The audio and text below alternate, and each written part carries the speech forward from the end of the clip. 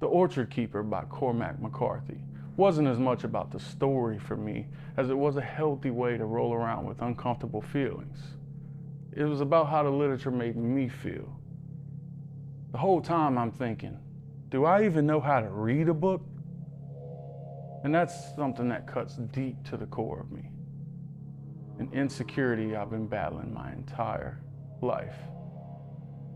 It's Jed the Sloth, and this is not a book report. This novel brings on feelings of alienation. It unearths the emotions you feel when not being included.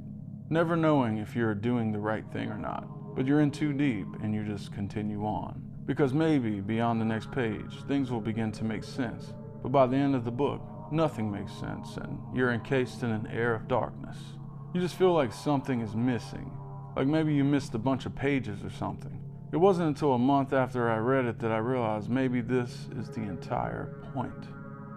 In the book, there's a boy and his father goes missing without any explanation. As someone who didn't have the most present father growing up, this really tapped into something deep within me without me even realizing it till long after I read the book. I had my first reading phase when I was in high school. This was the first time I was actually able to lock into a story and analyze the themes in the literature to apply it to my own experience. Though back in those days, I would read a page or two and then I would realize I zoned out and I would have to go back and reread everything I just read. This would happen constantly, and to be quite honest, it made me feel kind of dumb because I thought it was just me. I figured other kids could pay attention to what they read just fine, and I don't know why. At the time, I didn't understand this insecurity within me, and it did just happen whenever I read, but with everything in my life. With girls, friends, sports, family, life just seemed to come a lot easier to all the other kids around me. And I didn't understand things like projecting and how everyone's life wasn't necessarily as great as it seemed. I didn't realize that everyone zones out whenever they read a book sometimes.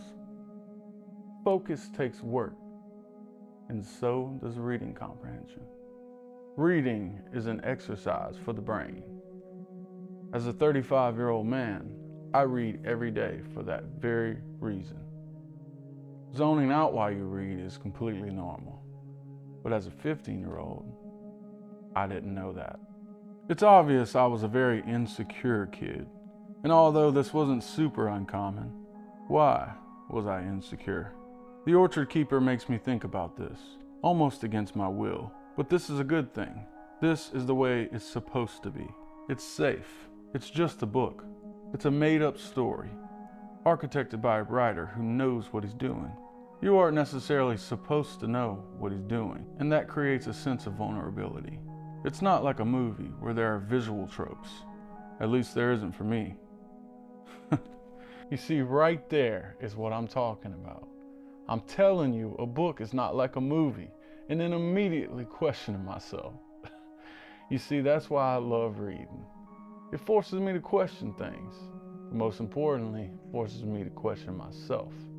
It's almost like I'm a child walking through a house of mirrors. I'm a little kid that just keeps running into them face first. I smash my face into the first one and I sort of laugh. Then I immediately do it again, and now I start to feel that little sense of self-doubt. So then I start to try to take it slow. But even as I'm going so slow, I feel stupid. I turn and hit my face on yet another mirror. Now the dread begins to settle in. Am I actually stupid?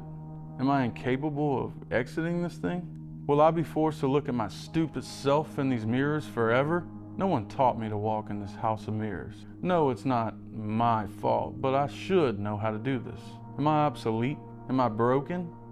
Trash? Just reading that aloud, I could see the daddy issues as clear as the clouds in a blue sky. When you walk into one of those house of mirrors, I guess you could be viewed as just a harmless gimmick. Theoretically, you could get stuck in there forever if no one helped you through it. But eventually, if you just kept going, you figure it out.